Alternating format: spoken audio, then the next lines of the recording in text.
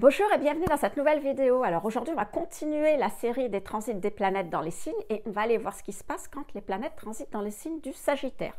En attendant, et rapidement, je vous rappelle que si vous voulez en savoir plus sur les transits, mais d'une manière plus générale, eh bien, je vous invite à regarder mes premières vidéos de la série prévisionnelle où, justement, de manière globale, je vous explique ce que c'est un transit, les transits dans les signes, les transits dans les maisons, enfin tout un tas de choses sur les transits. Maintenant, si vous voulez arriver à faire votre propre prévisionnel vous-même, votre prévisionnel pour un an, eh bien, je vous invite à cliquer sur le premier lien dans la description où j'ai mis en ligne une méthode ultra simplifiée parce qu'elle s'adresse à tout le monde et ultra personnalisée parce qu'il va falloir que vous la fassiez par rapport à votre propre thème de naissance. Donc, une méthode de révolution solaire qui vous permettra de savoir qui va se passer pendant cette année de révolution solaire, quels vont être les domaines qui vont être impactés, les domaines qui vont attirer votre attention, là où vous aurez des facilités, là où vous aurez des difficultés, bref, tout ce que vous avez à savoir pour votre année. Et en cliquant sur le premier lien dans la description, vous aurez donc tous les renseignements sur cette méthode et puis aussi surtout un extrait, un exemple de ce que vous pouvez obtenir. Voilà. Si ça vous intéresse, encore une fois, c'est le premier lien dans la description, sinon on continue avec les transits des planètes dans le signe du Sagittaire et on commence par le Soleil. Donc, quand le Soleil va arriver dans ce signe, eh bien tout d'un coup, on va se sentir plus chaleureux, plus lumineux. On va avoir envie de s'intéresser aux autres ou de s'intéresser plus aux autres. Alors pensez, on va avoir envie de partager nos idées. Alors attention, parce qu'avec l'énergie du Sagittaire, en fait, de partager les idées, on pourrait même avoir envie de les imposer un petit peu. Ça, ce sera à vous de doser. Hein.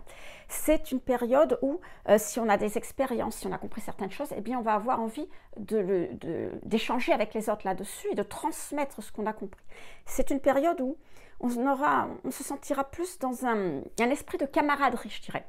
On est plus optimiste, on est de meilleure humeur et donc justement on a envie aussi, on a un petit côté d'envie plus d'aventure et ça peut être un bon moment pour partager justement des nouvelles expériences avec les autres. Alors à voir le domaine dans lequel ça va se situer dans votre thème.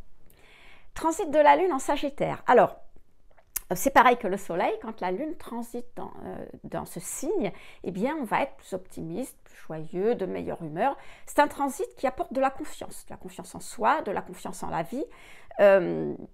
Si vous préférez, c'est une période où on va avoir besoin ou envie d'être entouré d'amis, on va avoir envie de relations plus chaleureuses, bref, on va avoir envie de bonheur dans sa vie.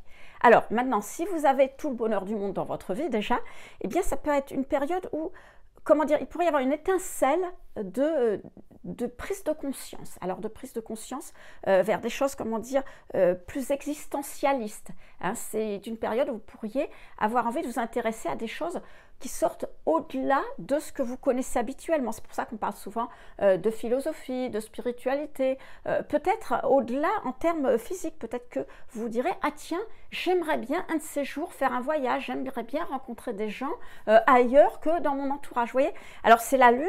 Donc ça dure quelques heures, donc ça ne va pas être fondamentalement une révolution dans votre vie, encore une fois, alors à voir les aspects, mais voilà, il se pourrait que vous disiez, que vous ayez besoin, que vous ayez envie d'aller vers autre chose. Alors, la Lune, Mercure, bien sûr, j'oublie l'ordre des planètes. Alors, Mercure en Sagittaire, bon alors, Mercure, il n'est pas très bien dans le signe du Sagittaire, il est en exil, hein, ce n'est pas une énergie qui lui convient beaucoup. Ça veut dire que quand Mercure va transiter dans ce signe, eh bien c'est comme s'il arrivait justement dans un pays étranger. Ah, il ne connaît ni la langue, ni les coutumes, et du coup ça complique. Alors ça complique quoi? Ça complique la fluidité de la pensée, ça complique la réflexion. Alors bien sûr, on vous dira qu'un transit de Mercure en Sagittaire, c'est comment dire, une évolution des pensées, des concepts, on s'ouvre à de nouveaux horizons, effectivement, au niveau intellectuel, ça c'est ok. Mais en même temps, au niveau de la communication, c'est un petit peu comme si vous vous retrouviez comme, comment dire, comme un éléphant dans un magasin de porcelaine. C'est-à-dire que eh bien, vous allez manquer alors un peu, beaucoup ou vraiment beaucoup de tact. Et c'est dû au fait que ce Mercure, justement, eh bien, il n'a pas la facilité, l'habileté habituelle. Il manque de cette aisance un petit peu intellectuelle qui est les qualités du Mercure classique. Et donc, voilà, ça pourrait, en fonction des aspects et dans le domaine considéré, vous poser quelques problèmes. Alors, Vénus maintenant. Alors, Vénus, on l'a vu tout au long de ces séries de vidéos sur les transits des planètes, elle représente le côté relationnel de la vie. Ça représente aussi le côté sentimental. Alors, pas forcément que sentiments amoureux, ça peut être sentiments amicaux, ça peut être l'affectivité en général, mais c'est un petit peu tout ce qu'on a mis en avant. Alors, c'est le cas, mais il faut voir que Vénus, c'est aussi... comment dire, tout ce qui va être le plaisir dans la vie. Alors le plaisir de la vie, comment on se fait plaisir dans la vie, qu'est-ce qu'on va faire pour se faire plaisir dans notre vie, enfin vous voyez toute cette notion de plaisir. Et l'énergie du Sagittaire, c'est une énergie, on vient de le voir, très optimiste. C'est une énergie qui apporte de la bonne humeur, c'est une énergie qui apporte de la confiance en soi. Et donc du coup, quand Vénus va transiter dans ce signe, c'est un petit peu comme si tout d'un coup vous mettiez des lunettes roses et puis vous voyez justement la vie en rose. Vous voyez le verre à moitié plein.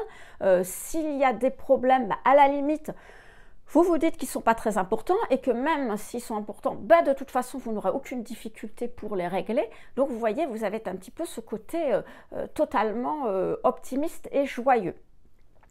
Maintenant, si on retourne du côté relationnel, ah oui, j'oubliais de vous dire un truc justement, parce que j'étais en train de me dire, mais j'oublie quelque chose pour le côté optimiste et joyeux. Oui, quelque chose auquel il faudra faire attention avec cette Vénus, justement, très euphorique, eh bien, c'est que vous pourriez idéaliser les personnes et idéaliser les situations et à la fin de ce transit, vous retrouvez dans des situations pas très faciles ou un petit peu compliquées justement. Donc, je vous disais, si on ne parle pas justement de ce côté-là, mais qu'on revient sur le côté relationnel et sentimental, eh bien, vous pourriez avoir envie d'élargir vos cercles relationnels, vos relations à quelque chose qui n'est pas habituel, voire qui est étranger. Alors, peut-être, eh bien, avoir des relations avec des étrangers ou quelqu'un qui est parti à l'étranger ou... comment dire, vous allez faire un voyage à l'étranger et vous allez peut-être avoir de nouvelles relations ou tomber en amour avec un étranger. Enfin, vous voyez, tout ce côté relationnel, sentimental sera en lien avec quelque chose qui est étranger. Alors, si ce n'est pas étranger physiquement, étranger concret, ça peut être aussi étranger idée. C'est-à-dire que c'est une Vénus qui va être quand même moins passionnée pour les gens que la Vénus précédente qui était en Scorpion, mais qui va être très passionnée justement pour les idées, les concepts, et vous pourriez aussi avoir envie d'élargir votre cercle relationnel à des gens qui partagent comment dire, cet amour quelque part ou cette envie d'aller, d'échanger, de partager des idées justement sur des questions plus existentialistes, des questions philosophiques, des questions spirituelles ou autres. Alors, j'en profite aussi, puisque je suis dans Vénus et que je viens de vous donner tout un panel de choses pour vous rappeler que, effectivement, ce sont des planètes personnelles, donc évidemment, il y a plein de choses à dire quand une planète est dans un signe et dans une maison. Là, on n'a pas encore vu les maisons, mais on les verra après. Effectivement, il y a plein de possibilités. Alors, la difficulté, c'est de savoir quelles possibilités. Et c'est pour ça que quand on fait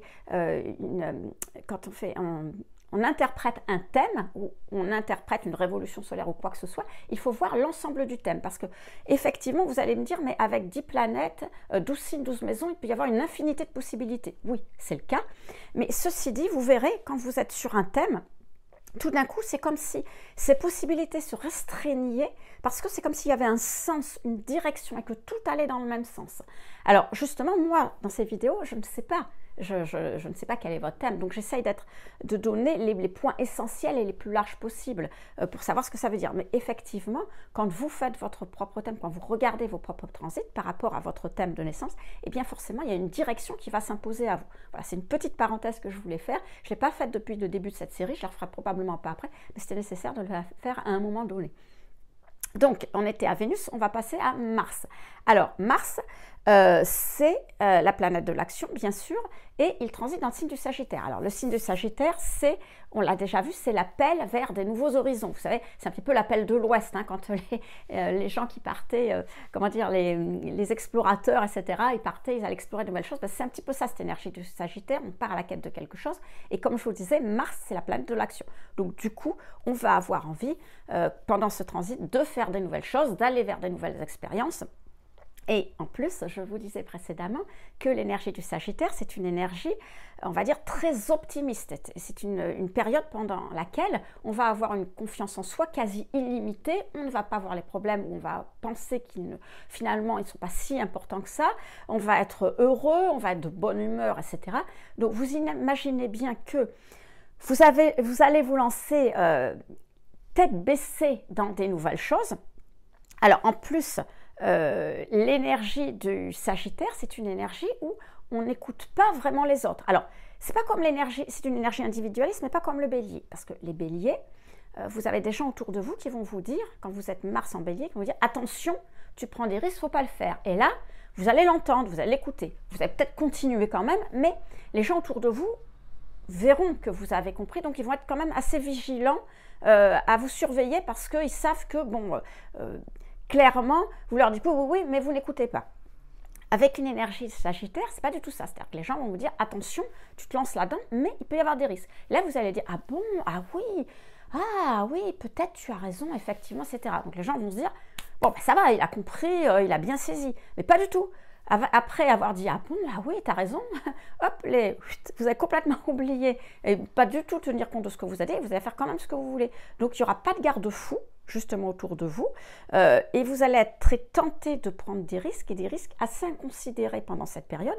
Donc il faudra faire attention parce que justement, en fonction des aspects de Mars et en fonction du domaine dans lequel ça va se trouver, eh bien vous risquez de rencontrer des difficultés pendant le transit ou de retrouver ces difficultés après le transit justement. Allez, on passe à Jupiter. Alors Jupiter, eh bien, il est tout à fait bien par contre dans cette énergie du Sagittaire parce que c'est la même énergie. Hein. Jupiter, c'est une énergie effectivement, comment dire, d'évolution, d'épanouissement, d'amélioration. C'est une énergie optimiste. Et donc, quand elle est dans cette énergie du Sagittaire, puisque le Sagittaire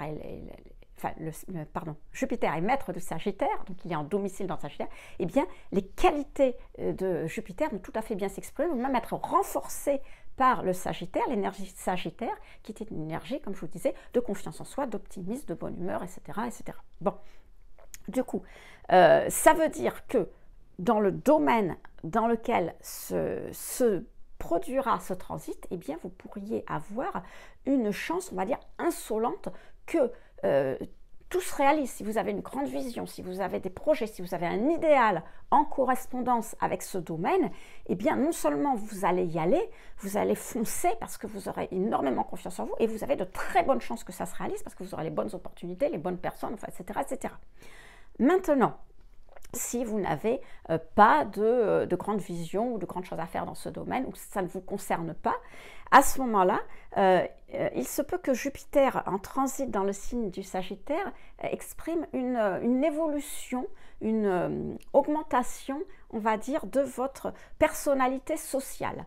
Alors, je m'explique, c'est-à-dire que c'est un petit peu comme si, grâce à cet afflux de confiance en vous, à cet afflux d'optimisme, à cet afflux de bonne humeur, eh bien, même si vous êtes introverti, hein, et c'est ça la bonne nouvelle, eh bien, vous pourrez mieux vous intégrer, vous pourrez vous intégrer plus facilement, vous aurez l'impression que c'est plus simple de vous intégrer dans un cercle social, alors celui que vous avez déjà ou un nouveau cercle social, pourquoi pas. Il faut voir que Jupiter, au-delà, comme je vous disais, de la planète de l'amélioration, de la planète de la confiance en soi, de la planète comment dire, de la réussite, c'est aussi la planète de la convivialité. C'est-à-dire que quand il y a Jupiter, eh bien, on a envie justement d'être entouré d'amis, d'être bien avec les amis qu'il y a autour de soi. Et c'est pour ça que ce transit va être une période d'ouverture et d'évolution, je dirais, au contact avec les autres, par le contact avec les autres, grâce au contact avec les autres, enfin tout ce qui concerne les contacts avec les autres. On passe à Saturne. Alors Saturne, c'est la planète, on va dire, des structures. C'est la planète qui va nous parler des bases de notre vie. Qu'est-ce que l'on doit faire pour justement s'intégrer dans la société? Qu'est-ce que l'on doit faire à un moment donné? Quelle base on doit avoir créé pour pouvoir continuer à évoluer le mieux possible et avoir des bases solides dans notre vie. Alors, L'énergie du Sagittaire, c'est une énergie, on va dire, qui parle, encore une fois, de nouveaux horizons, c'est-à-dire que l'on va aller vers quelque chose, peut-être une nouvelle vie, des nouveaux concepts, des nouveaux principes de vie. Et avec Saturne, eh bien, il va falloir justement volontairement ou involontairement, parce qu'on va y être obligé, aller justement vers des nouvelles structures, vers des nouveaux principes de vie. C'est comme si nos anciennes bases, à un moment donné, ne nous convenaient plus. Hein, avec Saturne, on parle toujours, il y a toujours une idée de début et de fin, ou de fin et de début. C'est-à-dire, on est dans une vie qui nous convient plus ou moins, et tout d'un coup, on va se sentir étriqué. C'est un petit peu comme le serpent qui fait sa mue. Votre serpent, il est bien, il est dans son désert, tout va bien, tout se passe bien. Et puis tout d'un coup, il grossit, mais la peau, elle, ne grossit pas. Alors tout d'un coup, il va se sentir, c'est comme si vous vous sentiez un peu étriqué dans votre peau, étriqué dans votre vie. Et vous avez besoin justement d'avoir des bases qui vont s'élargir vers des nouvelles idées, ou vers des nouvelles personnes, ou vers des nouveaux principes, enfin à voir, pour que vous puissiez reconstruire de nouvelles bases stables pour aller vers qui vous êtes vraiment. Donc voilà, imagine, ce Saturne en Sagittaire, c'est un petit peu ça. Vous allez sortir de votre peau, vous allez sortir de votre vie pour aller vers quelque chose de plus important et de plus, de plus important, de plus existentiel dans votre vie. Alors encore une fois, ça pourra se faire soit volontairement parce que vous allez avoir une prise de conscience et vous allez le faire petit à petit, vous allez dire oui mais non ça ne me convient plus et vous allez faire en sorte de, soit vous ne pensez pas, vous n'avez pas l'impression d'être trop à l'étriqué dans votre vie, vous croyez que tout va bien et là il va y avoir des événements qui vont vous obliger justement à faire ce genre de choses. Alors Saturne, on passe à Uranus, je crois que je n'ai pas oublié de planète, je suis en train de faire le rappel dans ma tête parce que des fois j'ai tendance à en oublier, non j'ai rien oublié. Donc Uranus, pardon. Alors là, Uranus, on va parler de transformation radicale et imprévisible. Alors, je vous rappelle que quand on parle d'Uranus, on parle de transformation radicale parce que il y a un avant et un après, c'est-à-dire qu'avec Uranus, on ne peut pas revenir en arrière. De toute façon, on est obligé d'avancer. La situation, même si la situation elle-même, extérieurement, n'a pas changé, vous avez changé et la manière de la vivre a changé. Donc, il n'y a pas de retour en arrière possible. C'est pour ça qu'on parle de radical. Et imprévisible parce que ça va arriver d'un coup comme ça. On ne sait pas comment, on ne sait pas pourquoi. Tout d'un coup, il se passe quelque chose qui fait que vous devez évoluer. Alors, cette transformation, elle va être faite pour que vous alliez vers quelque chose qui sera meilleur pour vous. C'est-à-dire que vous allez devoir débloquer quelque chose qui finalement est contraignant pour vous ou contraignant pour votre évolution. Donc, rappelez-vous précédemment, dans le signe, quand Uranus était dans le signe du Scorpion, on a dit qu'il allait y avoir un déblocage émotionnel pour justement pouvoir vous permettre d'évoluer émotionnellement par rapport à une situation, par rapport à une personne. Là, on passe dans le signe du Sagittaire et donc, il va y avoir un déblocage, soit des conceptions de la vie, soit par rapport à un cercle social justement, parce que ce conditionnement ou ce cercle social est trop contraignant pour vous maintenant pour évoluer. Donc il va falloir agrandir ça. Alors tout va dépendre bien sûr du domaine dans lequel se trouve Uranus, ça sera très important de voir et de voir à quoi ça correspond justement. Alors comment ça va se faire? Il va y avoir une prise de conscience qui va être faite.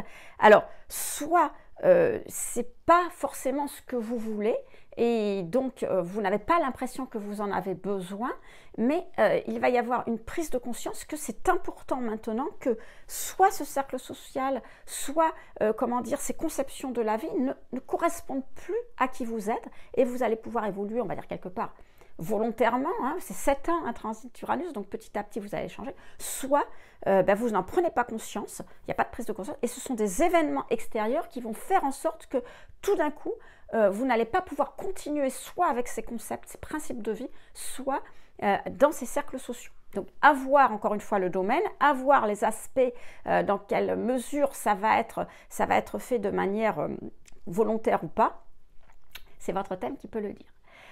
Il nous reste Neptune maintenant. Alors Neptune, alors le Sagittaire, on l'a vu tout au long de cette vidéo, le Sagittaire, l'énergie du Sagittaire, c'est quand on va vers de nouveaux horizons.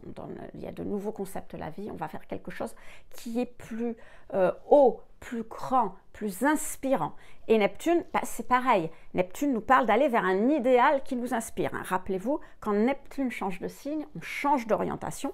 Alors seulement, ça ne se passe pas tout simplement parce que Neptune, quand on change de signe, tout d'un coup, ben, ça va changer. Mais alors, contrairement à Uranus, où il y a un événement qui nous dit « oui, ça va, j'ai compris, je ne peux pas continuer », là, voilà, ça change, mais on ne sait pas du tout vers quoi on doit aller. On sait qu'on doit changer, que ce qu'on a ne nous convient plus, qu'on doit aller justement avec le Sagittaire, avec quelque chose de plus haut, plus grand, plus inspirant, mais on ne voit pas comment. Donc il va falloir attendre, on va dire, les 14 ans de Neptune pour arriver à comprendre que peut-être ce qu'il faut, c'est que l'on élargisse nos conceptions de la vie, qu'il faut qu'on aille peut-être aussi vers des contacts avec les autres qui seront plus épanouissants, qui seront plus inspirants, qui nous apporteront peut-être quelque chose de plus essentiel dans notre vie. Alors, encore une fois, ça parle de l'énergie de Sagittaire, pardon, j'avais Jupiter en tête, c'est la même chose, du Sagittaire, mais Neptune aussi, c'est les autres. Donc on est un petit peu quelque part quand même dans cette même énergie vers quelque chose de plus grand et quelque chose avec les autres. Alors à voir comment ça va se passer. Par contre, ce qu'il faudra faire attention, comme je vous disais avec l'énergie Neptune, c'est que c'est une énergie très floue, c'est-à-dire qu'on n'a absolument pas de visibilité et il ne faudra pas aller sous prétexte que c'est plus existentiel, plus inspirant, vers quelque chose qui est très utopique. Parce que quand ça va se terminer, alors là, on pourrait tomber de très très haut. Voilà les amis, donc encore une fois, je ne parlerai pas de Pluton, j'y reviendrai la prochaine fois avec le signe du Capricorne. Donc voilà ce qu'on pouvait dire sur les transits des planètes dans le signe du Sagittaire. Et je vous donne rendez-vous donc à très vite pour la prochaine vidéo sur le transit des planètes dans le signe du Capricorne. À très vite.